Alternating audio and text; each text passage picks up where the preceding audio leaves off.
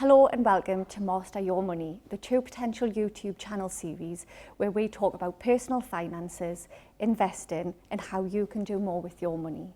If you haven't already done so, please consider subscribing to our channel. It's free, quick and easy to do.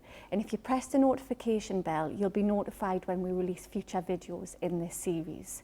Today I'm joined by David and we are going to answer one of the most searched for personal finance questions on the internet. What is the pension age? Hiya David. Hi Esther. Hello.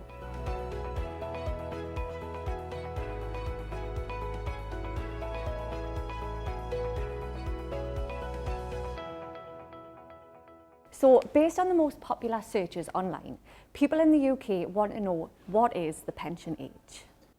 Well Esther, perhaps why this is such a search for subject is the fact that there is no definitive answer. It really depends on your personal circumstances and what government policy will be at the time of your retirement. So perhaps a simpler way to think about this is if you're ready to retire now, what age do you need to be to get your pension?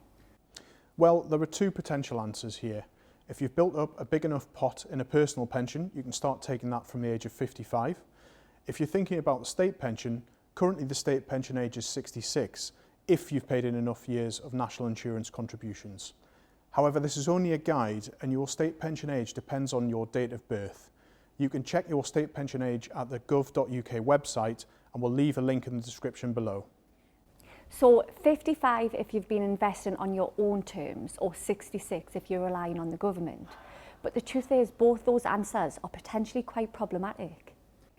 Yes, particularly the pension age of 66. It isn't a good idea to rely on the state pension to cover your retirement needs. Think about it, you could be retired 30 years plus with a full life to lead and all sorts of costs to consider as you get older. The current state pension amounts to around about £9,110 per year, which is unlikely to be enough for a comfortable retirement. And as for taking your personal pension from 55? The same logic applies here. If you're alive for many decades to come, will you have sufficient funds? Even if you're in a position of sufficient wealth at age 55 within your personal pension, think about how much that could be worth if left invested a little bit longer. Compound growth is most effective when an investment is left as long as possible. Taking your pension at 55 may not make financial sense in terms of the growth in investment that you'd potentially be sacrificing. So really then, the pension age comes down to personal circumstances and self-responsibility? That's right, Esther. If you want to retire on your own terms, what you need to think about is putting as much disposable income as possible into your workplace pension or a personal pension.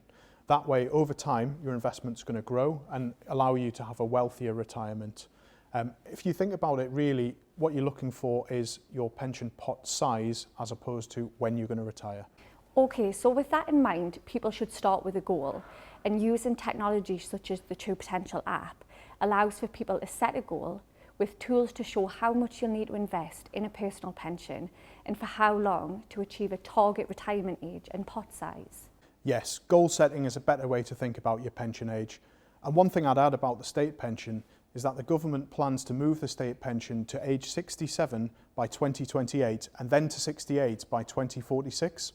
There are also plans to bring this second increase forward to between 2037 and 2039.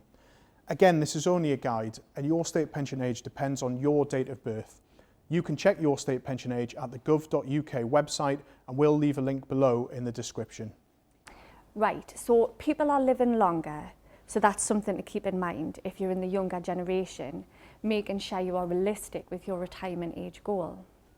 And like we said, the longer you can be invested in your personal pension makes sense anyway, so a goal retirement age within your 60s is something to think about rather than retiring earlier. And how much is it people will need in retirement?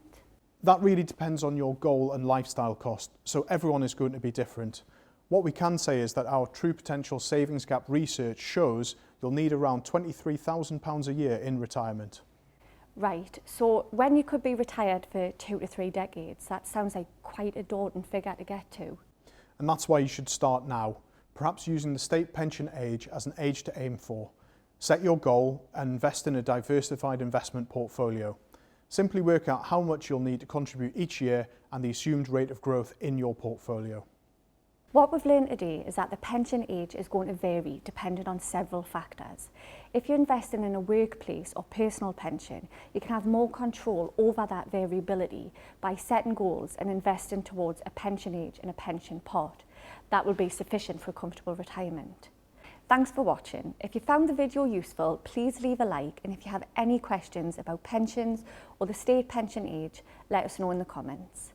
Subscribe to the True Potential YouTube channel for more in our Master Your Money series.